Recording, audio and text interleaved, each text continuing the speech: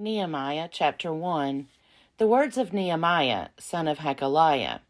In the month of Chislev, in the 20th year, while I was in Susa, the capital, one of my brothers, Hanani, came with certain men from Judah. And I asked them about the Jews that survived, those who had escaped the captivity, and about Jerusalem. They replied, "The survivors there in the province who escaped captivity are in great trouble and shame. The wall of Jerusalem is broken down, and its gates have been destroyed by fire." When I heard these words, I sat down and wept, and mourned for days, fasting and praying before the God of heaven. I said, "O Lord God of heaven, the great and awesome God who keeps covenant and steadfast love with those who love him and keep his commandments, let your ear be attentive and your eyes open to hear the prayer of your servant that I now pray before you, day and night for your servants, the people of Israel, confessing the sins of the people of Israel, which we have sinned against you. Both I and my family have sinned. We have offended you deeply, failing to keep the commandments, the statutes, and the ordinances that you commanded your servant Moses. Remember the word that you commanded your servant Moses. If you are unfaithful, I will scatter you among the peoples. But if you return to me and keep my commandments and do them, though your outcasts are under the farthest skies, I will gather them from there and bring them to the place at which I have chosen to establish my name. They are your servants and your people, whom you redeemed by your great power and your strong hand.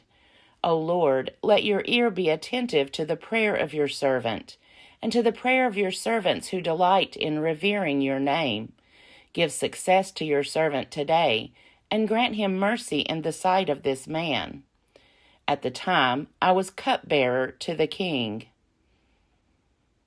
Nehemiah chapter 2. In the month of Nisan, in the 20th year of King Artaxerxes, when wine was served him, I carried the wine and gave it to the king. Now, I had never been sad in his presence before. So the king said to me, "Why is your face sad, since you are not sick? This can only be sadness of the heart." Then I was very much afraid. I said to the king, "May the king live forever. Why should my face not be sad, when the city, the place of my ancestors' graves, lies waste, and its gates have been destroyed by fire?" Then the king said to me, "What do you request?" So I prayed to the God of heaven.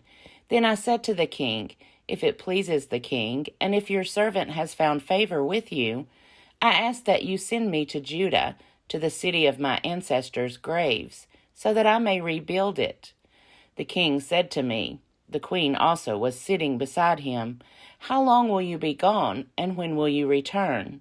So it pleased the king to send me, and I set him a date. Then I said to the king, "If it pleases the king, let letters be given to me to the governors of the province beyond the river, that they may grant me passage until I arrive in Judah, and a letter to Asaph, the keeper of the king's forest, directing him to give me timber to make beams for the gates of the temple fortress, and for the wall of the city, and for the house that I shall occupy." And the king granted me what I asked, for the gracious hand of my God was upon me. Then I came to the governors of the province beyond the river, and gave them the king's letters. Now the king had sent officers of the army and cavalry with me. When Sanballat the Horonite and Tobiah the Ammonite official heard this, it displeased them greatly that someone had come to seek the welfare of the people of Israel. So I came to Jerusalem and was there for 3 days. Then I got up during the night, I and a few men with me. I told no one what my God had put into my heart to do for Jerusalem. The only animal I took was the animal I rode. I went out by night by the valley gate, past the dragon's spring, and to the dung gate, and I inspected the walls of Jerusalem that had been broken down, and its gates that had been destroyed by fire. Then I went on to the fountain gate and to the king's pool, but there was no place for the animal I was riding to continue. So I went up by way of the valley by night and inspected the wall.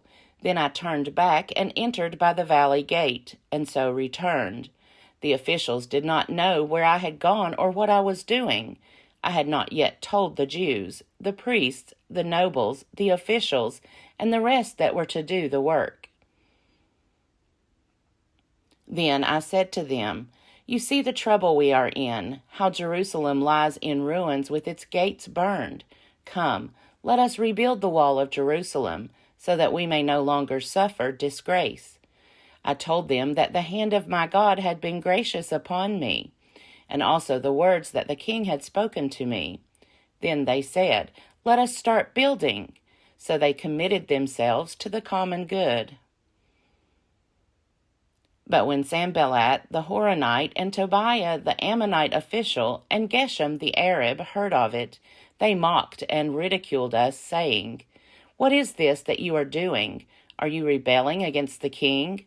Then I replied to them, "The God of heaven is the one who will give us success, and we his servants are going to start building, but you have no share or claim or historic right in Jerusalem." Nehemiah chapter 3. Then the high priest Eliashib set to work with his fellow priests and rebuilt the sheep gate. They consecrated it and set up its doors. They consecrated it as far as the Tower of the 100 and as far as the Tower of Hananel. And the men of Jericho built next to him, and next to them Zaccur son of Imri built. The sons of Hassenaah built the fish gate. They laid its beams and set up its doors, its bolts, and its bars. Next to them Meremoth, son of Uriah, son of Hakkoz, made repairs. Next to them Meshullam, son of Berechiah, son of Meshezabel, made repairs. Next to them Zadok, son of Baana, made repairs. Next to them the Tekoites made repairs, but their nobles would not put their shoulders to the work of their Lord. Joiada, son of Paseah, and Meshullam, son of Besodeiah, repaired the old gate. They laid its beams and set up its doors, its bolts, and its bars. Next to them repairs were made by Medelatiah, the Gibeonite, and Jadon, the Meronothite, the men of Gibeon and of Mizpah, who were under the jurisdiction of the governor of the province beyond the river. Next to them Uzziel, son of Harhaiah, one of the goldsmiths, made repairs. Next to him Hananiah, one of the perfumers, made repairs, and they restored Jerusalem as far as the broad wall. Next to them Rephaiah, son of Hur, ruler of half the district of Jerusalem, made repairs. Next to them Jedaiah, son of Haramath, made repairs opposite his house. And next to him Hattush, son of Hashabneiah, made repairs. Malchijah, son of Haram, and Hashub, son of Pahath-Moab, repaired another section and the tower of the ovens. Next to him Shallum, son of Hallohesh, ruler of half the district of Jerusalem, made repairs, he and his daughters. Hanun and the inhabitants of Zanoah repaired the valley gate. They rebuilt it and set up its doors, its bolts, and its bars, and repaired 1,000 cubits of the wall, as far as the dung gate. Malchijah, son of Rechab, ruler of the district of Beth-Hakerem, repaired the dung gate. He rebuilt it and set up its doors, its bolts, and its bars. And Shallum, son of Kolhozah, ruler of the district of Mizpah, repaired the fountain gate. He rebuilt it and covered it and set up its doors, its bolts, and its bars. And he built the wall of the pool of Shelah, of the king's garden, as far as the stairs that go down from the city of David. After him, Nehemiah, son of Azbuk, ruler of half the district of Beth-zur, repaired from a point opposite the graves of David, as far as the artificial pool and the house of the warriors. After him the Levites made repairs. Rehum, son of Bani, next to him Hashabiah, ruler of half the district of Keilah, made repairs for his district. After him their kin made repairs. Binnui, son of Henadad, ruler of half the district of Keilah, next to him Ezer, son of Jeshua, ruler of Mizpah, repaired another section opposite the ascent to the armory at the angle. After him Baruch, son of Zabbai, repaired another section from the angle to the door of the house of the high priest Eliashib. After him Meremoth, son of Uriah, son of Hakkoz, repaired another section from the door of the house of Eliashib to the end of the house of Eliashib. After him the priests, the men of the surrounding area, made repairs. After them Benjamin and Hashub made repairs opposite their house. After them Azariah, son of Maaseiah, son of Ananiah, made repairs beside his own house. After him Binnui, son of Henadad, repaired another section, from the house of Azariah to the angle and to the corner. Palal, son of Uzai, repaired opposite the angle and the tower projecting from the upper house of the king at the court of the guard. After him Pedaiah, son of Parosh, and the temple servants living on Ophel made repairs up to a point opposite the water gate on the east and the projecting tower. After him the Tekoites repaired another section opposite the great projecting tower as far as the wall of Ophel. Above the horse gate the priests made repairs, each one opposite his own house. After them Zadok, son of Immer, made repairs opposite his own house. After him Shemaiah, son of Shechaniah, the keeper of the east gate, made repairs. After him Hananiah, son of Shelemiah, and Hanun, sixth son of Zalaph, repaired another section. After him Meshullam, son of Berechiah, made repairs opposite his living quarters. After him Melchijah, one of the goldsmiths, made repairs as far as the house of the temple servants and of the merchants, opposite the muster gate, and to the upper room of the corner. And between the upper room of the corner and the sheep gate, the goldsmiths and the merchants made repairs. Nehemiah chapter 4. Now when Sanballat heard that we were building the wall, he was angry and greatly enraged, and he mocked the Jews. He said in the presence of his associates and of the army of Samaria, "What are these feeble Jews doing? Will they restore things? Will they sacrifice? Will they finish it in a day?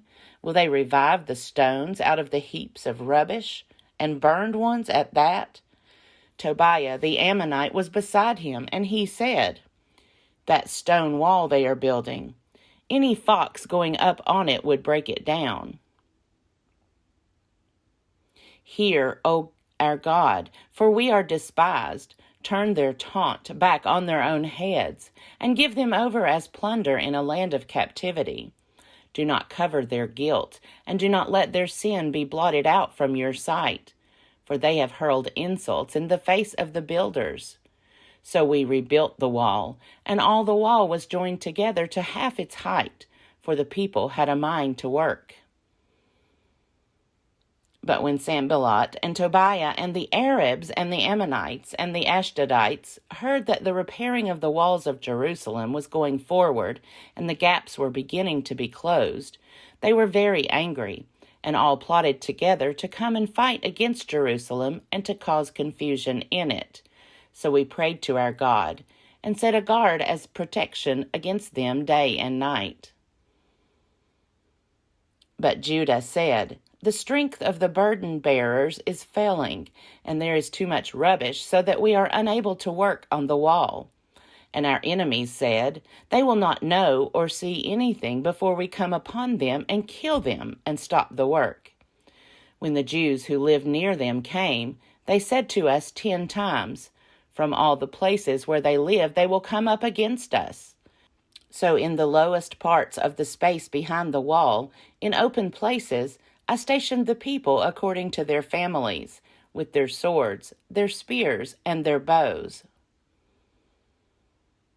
After I looked these things over, I stood up and said to the nobles and the officials and the rest of the people, "Do not be afraid of them. Remember the Lord, who is great and awesome, and fight for your kin, your sons, your daughters, your wives, and your homes."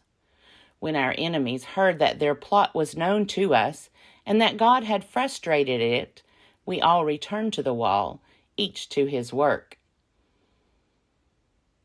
From that day on, half of my servants worked on construction, and half held the spears, shields, bows, and body armor, and the leaders posted themselves behind the whole house of Judah, who were building the wall. The burden bearers carried their loads in such a way that each labored on the work with one hand, and with the other held a weapon, and each of the builders had his sword strapped at his side while he built. The man who sounded the trumpet was beside me. And I said to the nobles, the officials, and the rest of the people, "The work is great and widely spread out, and we are separated far from one another on the wall. Rally to us wherever you hear the sound of the trumpet. Our God will fight for us." So we labored at the work, and half of them held the spears from break of dawn until the stars came out. I also said to the people at that time, "Let every man and his servant pass the night inside Jerusalem, so that they may be a guard for us by night, and may labor by day." So neither I, nor my brothers, nor my servants, nor the men of the guard who followed me ever took off our clothes. Each kept his weapon in his right hand. Nehemiah chapter 5. Now there was a great outcry of the people and of their wives against their Jewish kin. For there were those who said, "With our sons and our daughters we are many. We must get grain, so that we may eat and stay alive."